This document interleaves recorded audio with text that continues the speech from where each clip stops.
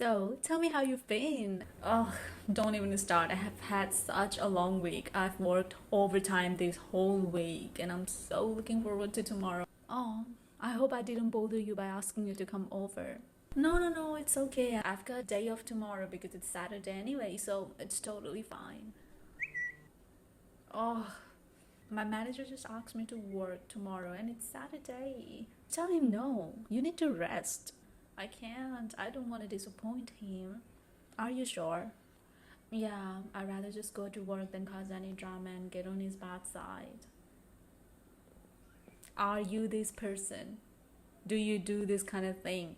If you're doing things because you're scared of disappointing others or hurting others, even though you don't want to do that, that's not genuine. And you will accumulate so much hatred and anger towards that person because there is so much regret behind that yes you just said to them, and that will keep you in this toxic negative cycle of always pleasing other people instead of showing up for yourself in a ways that you need, and that will eventually lead you to exhaustion and burnt out. I've been there and I know how it goes. To start with, who are people pleasers?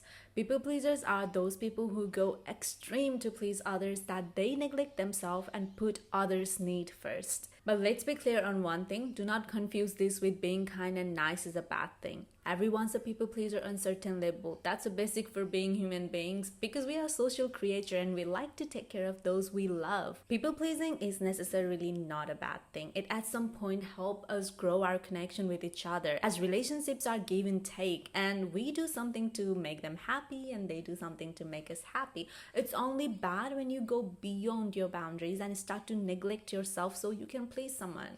See, that's why I don't believe in sacrificing yourself to maintain connection with someone. If you have to sacrifice things that you want to do, if you have to sacrifice yourself in order to please other or make other person happy, clearly you guys are not compatible with each other to maintain whatever connection you have with each other. That's all it is. So see it for reality and choose you as your priority. Okay, let's talk about what are some signs that you are people pleasers.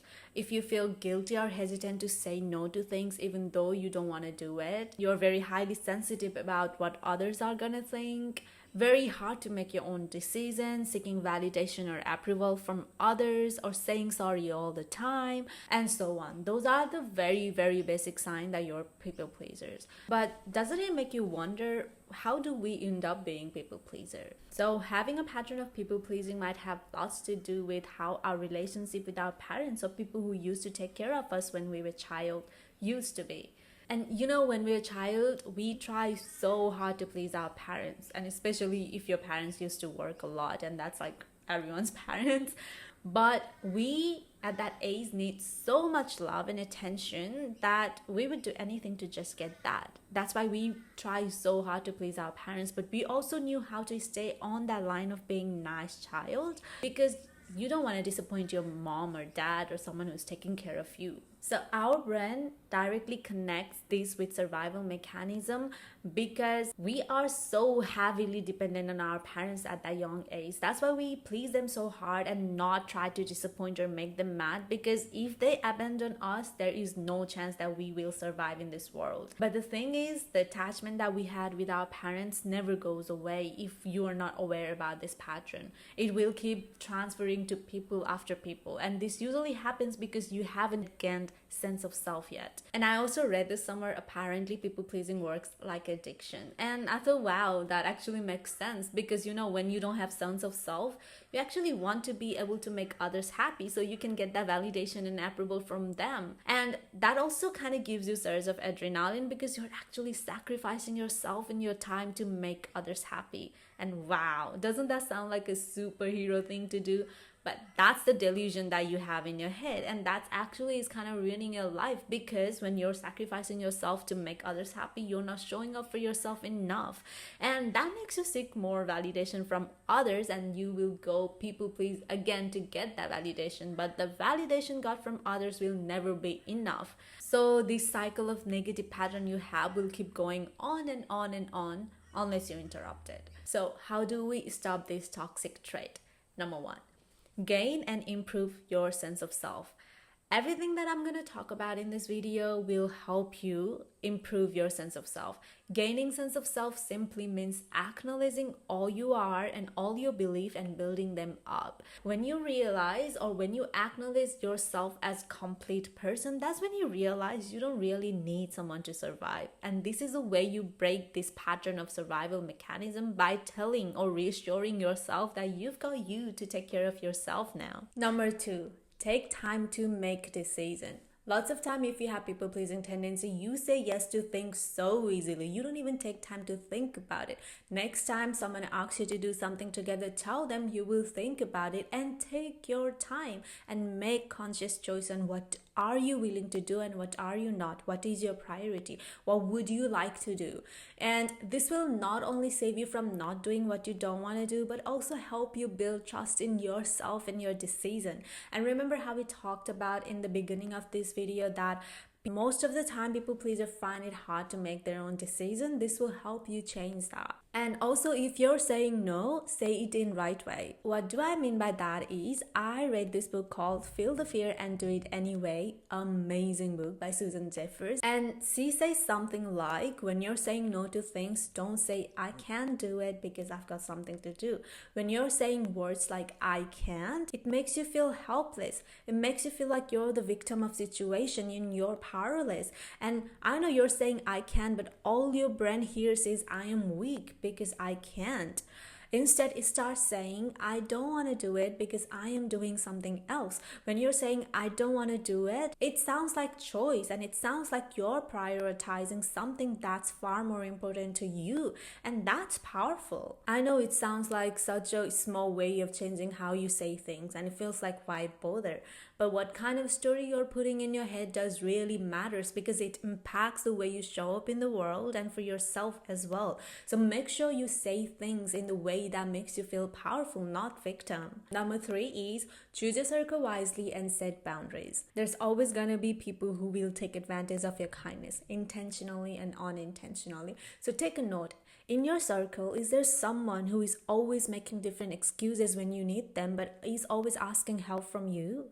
Is there someone when you guys hang out, you always end up doing what they like, eating what they like instead of you? Is there someone who makes you feel guilty when you say no to things they wanted to do? Do they respect your choice and opinion? Do they make you feel respected? If there is, best advice obviously is to communicate with them. But if they keep doing it, we have some bad ways to cut out of our life. Setting a boundary is never a bad thing. You will wipe out people who will make your moment there. You will wipe out people who do not understand you or your needs when you're going through a hard phase of your life. You will wipe out people who will take advantage of you. And you will create so much space for new like-minded friends. And you get to choose consciously who you want to keep in your circle and who you don't. Your circle should be of people who encourage and support you, people who are there for you when you need them, people who understands your needs when you communicate that and not get defensive about it, people who helps you grow, people who encourage you to be a better person, and people who are compatible with you so you guys can enjoy your time together without having to say no all the time. Number 4. Enjoy your time with yourself and connect with yourself. You should be the most important person for yourself because you're the only one who's gonna be there for you no matter what, anytime. So you better start taking care of yourself. You better start connecting with yourself and understand yourself. Start setting some time apart for yourself. And I'm talking about do not involve anyone in this. This is your alone time. And do something special for yourself. And if you don't know what to do, then experiment things. That's the great way to connect and get to know yourself better. Start romanticizing your life. Start having a good time with yourself. And start giving a things that you wish someone else would give to you, to yourself. This way, you will learn to keep that balance between emotional connection and independence. Like we said, lots of time people pleasing comes into play because we're scared someone's gonna abandon us. But once you start creating this healthy relationship with yourself, no one can abandon you because you won't be seeing it as abandonment, but as experience and opportunity to grow from it and learn more about yourself. Number 5, work on your belief. Lots of people pleaser have very, very poor self-concept about themselves. You might not even feel worthy or deserving of things until you help or do something nice to other people. If good things come into your way, are you someone who tells yourself, I don't deserve this? There are so many other people who deserve this more than me. Do you hear how self-depleting that sounds? So to make things clear for you, you were born worthy of all the best thing in this world, and only thing that's stopping you from being worthy is yourself and your poor self-concept about yourself. Lastly, work on your communication skill. Lots of time people think in order to set boundaries you have to be rude, and that is just such a big misconception. You are just communicating your needs and priorities and not saying things with purpose of hurting someone. But that also doesn't mean if someone is disappointed on your decision, you did something wrong. What you did was tried your best to set boundaries nicely. So one of the reasons for people pleasing is feeling discomfort at time of conflict. That's why in situations such as saying no to things or setting boundaries on what is okay and what is not makes you feel guilty. In a heat of argument, if you cannot say no or set boundaries because you're uncomfortable, let the other person know you need time, and once you're ready, bring out the strong points to deliver regarding your boundaries. And please tell them why is it so important to you. That's when lots of relationship, friendship, connection with people goes wrong, because you don't communicate enough. You don't communicate reason behind your boundaries. You don't communicate reason behind the action you took, the way you reacted to things. And don't assume other person would know what you're going through, and don't think it's a common sense. I recently realized there is no such thing as common sense. Another person will never know what you're going through 100% of the time until you communicate that with them. So do not put that much pressure on another person. And even after talking things through, if they don't respect your boundaries, then you can clearly see they don't respect you or value you enough. So what do? We weed them out. Lastly, I really wanted to touch upon this thing. Lots of time when people get into this no people pleasing concept or overall self-development concept, they can reach to the point of becoming narcissist person.